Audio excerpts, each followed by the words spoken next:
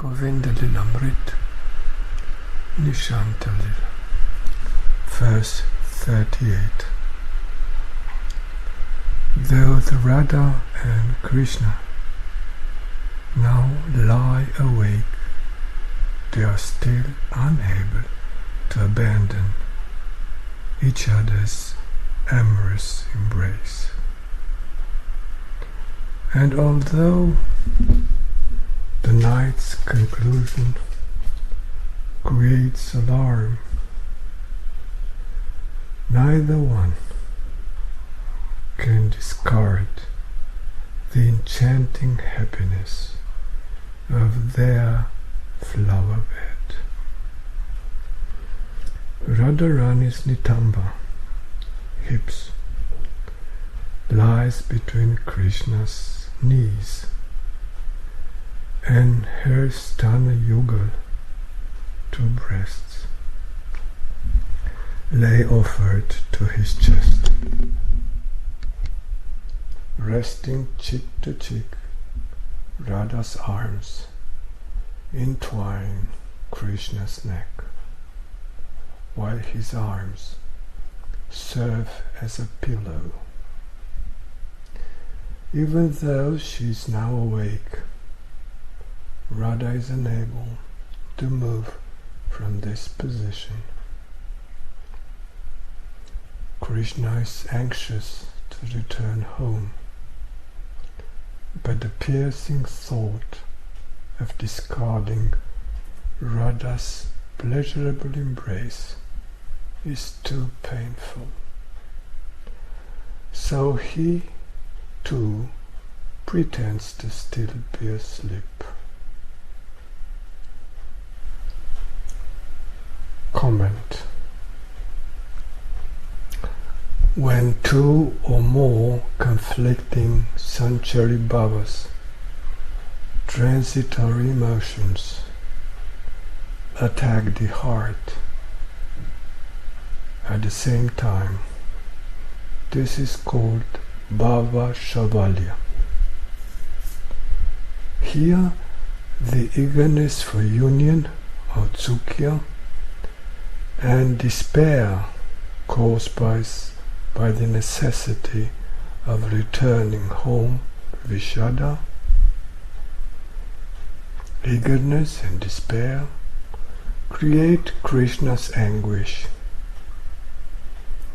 Although the thought of abandoning his personal enjoyment in Radha's amritamaya saṅga, nectar-like association, afflicts Krishna's heart, the pain he feels when considering Rādhārānī's plight is even greater.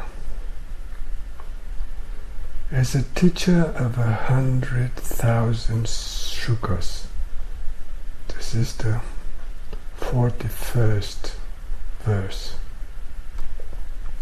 The Dakṣa is an expert orator of Krishna's pastimes.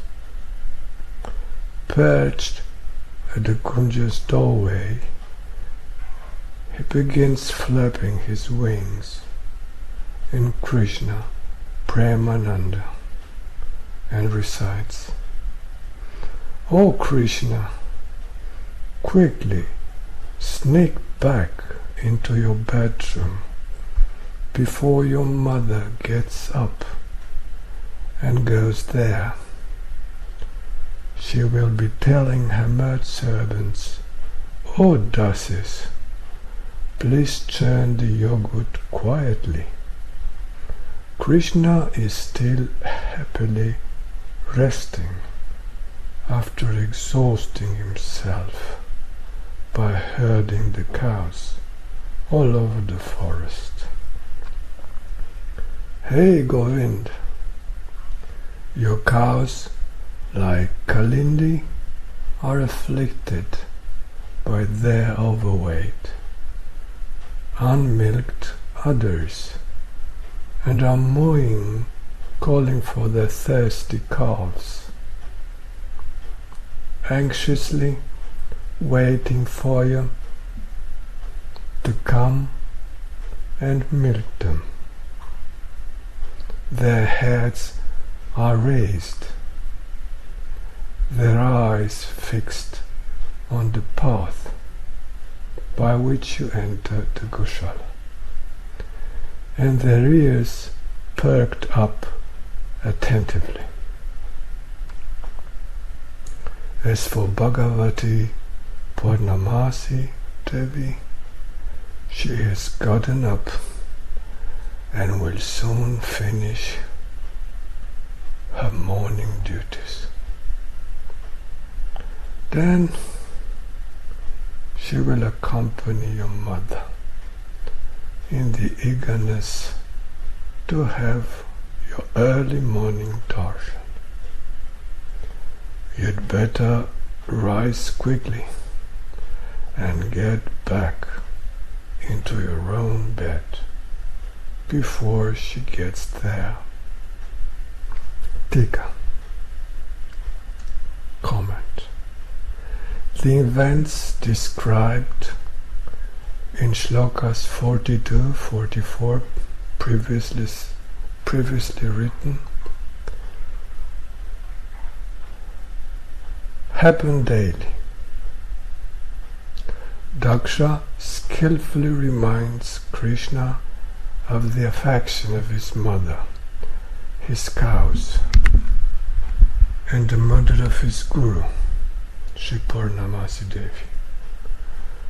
Shri Krishna is duty-bound to these mothers, and neglect on his part will surely result in an aparadha. Back to Govinda-Līlāmṛta. Verse 45. Hearing Dakṣa's words, Krishna prepares to proceed homeward. After carefully separating himself from Radha's embrace, however, he silently sits up on the bed. Ṭīkā. Dakṣa succeeds, but due to the bhāva-śavālya, or confusion of emotions, as described above, Krishna's mind reels in two directions. In the end, however, Priyaji's unadorned loveliness gets the better of him. 46. Radha Sakhi and Manjaris have already awakened, and now, together with Vrinda, they are peeking through the Nikunja Mandir's windows to relish Radha Krishna's Niśaṅta līlā. Ṭīkā. Comment. The following verses, taken from Srila Kavi Karnapura's Krishnanika Kaumudi and Krishna Bhavanamrita, briefly describe what is going on. As Radha and Krishna's eyelids open, they look at one another without cessation. But as they gaze at each other's insurmountable beauty, dizziness, gurna, fills them with anguish and despair, as they become aware that soon they will be separated, and this will impair this delight of reciprocal darshan. That was Krishnanika Kaumudi, now from Krishna Bhavanamrita. Aho, Radha Shama Sundas Yugal Madhuri is beyond description. their enchanting, tinkling ornaments, bangles and ankle bells, the wave-like effulgence of their glistening bodies, their scattered curled locks, and their tilting necklaces and earrings, it all enhances their luminous moon-like faces. As their lotus hands anxiously grope for their discarded apparel, Radha Kalichandra's lotus-petaled eyes fill with amor. Oh, is the splendor of the entire universe arising from their limbs as the Creator offers them arati. Back to Govinda-Līlāmṛta. Verse 47. The peahen named Sundari, her breast full of Radha Prem, now suddenly abandons her husband and swoops down from a kadamba tree to appear in the courtyard of the divine couple's Rati Mandir. The peacock named Tāndavika then follows suit, and in prideful love for Krishna opens his tail feathers and joyfully dances. Ṭīkā. Tāndavika is Krishna's dearest peacock, and Sundari is Radha's peahen. Once upon a time, Radha and Krishna performed the amusing pastime of marrying these two birds. Verse 49. Meanwhile, Rādhārānī's pet, dear Raṅginī, leaves her husband's company and ran frolicking from behind the mango trees. Then, after poking her head in the doorway, her soft eyes affectionately gaze upon Radha Krishna's Mukha-ravinda. Following Raṅginī is Krishna's pet stag, Suraṅga. Shaking off his drowsiness, he dances about for Krishna's pleasure and lovingly glances upon his lotus face. Ṭīkā. Raṅginī's life is Radha, and Krishna is everything to Suraṅga. Because of their affection for these two animals, Radha and Krishna have arranged their marriage also.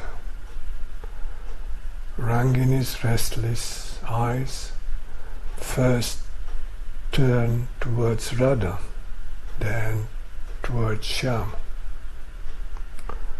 Suraṅga's glance, however, is firmly fixed on Krishna's beauty alone. In Krishnanika Kaumudi, Eshari describes this deer when attempting to awake Rādhārānī.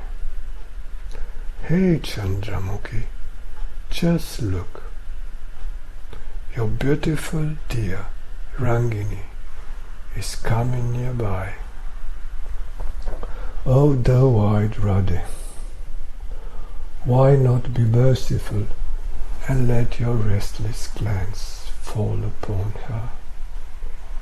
This will make her fulfilled and make it possible for her to lovingly serve you. O Krishna Kanterai, the deer are very innocent indeed. Just see why Raṅginī is thinking that your soft crimson feet are newly blossomed leaves, and so she's trying to nibble them. And even though your manjaris repeatedly brush her away, she keeps coming back. Oh Shashimukhi, this Harini, dear, only finds joy in eating your remnants, and she loves to sip your Charanamrita. But alas, she said, because you won't look at her, and so her eyes are filled with tears as she steadily gazes upon your moon face. Therefore, O Raikishori, please save this poor dear by opening your eyes just once to bestow your darshanamrita. And look here, Radhe, your Priyakanta, Krishna, is amusing himself by playing with Raṅginī. He's measuring her eyes with a strand of pearls and then comparing their width with yours. Then he declares, "Oh, how amazing! Radha really does have doe eyes." Harinakshi. Gaura Premanand.